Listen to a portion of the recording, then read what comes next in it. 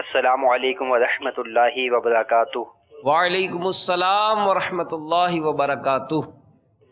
میرا نام محمد عارف ہے اور میں باب المدینہ کراچی سے بات کر رہا ہوں۔ میرا سوال یہ ہے کہ ام عطار کا انتقال کب ہوا؟ باپا اور ام عطار کے آپس میں تعلقات و محبت کے انداز کے بارے میں آپ کیا فرماتے ہیں؟ ام عطار امیر اہل سنت کی والدہ محترمہ ہے۔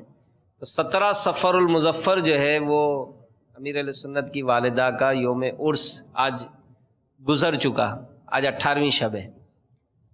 تو آپ کی جو عمر شریف تھی وہ 65 سال، یہ 65 سال کی عمر میں آپ کا انتقال ہوا۔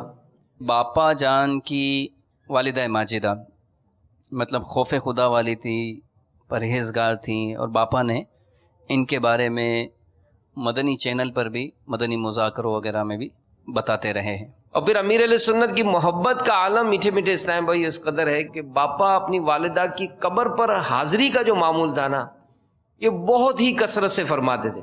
اور یہاں تک اسلام میں بتاتے ہیں کہ جب امیر علیہ سنت کہیں بیرون شہر یا بیرون ملک آنا جانا ہوتا تھا تو باپا کا بارہا یہ معمول ہوتا تھا کہ مزار جیسے ہی واپس آتے تھے تو سب سے پہلے والدہ محترمہ کے مزار شریف پر حاضر ہوتے تھے۔ کرتے رہو یہ دل سے دعا میرے بھائیوں، سگے عطار کو دے موت، خدا کوئے یار میں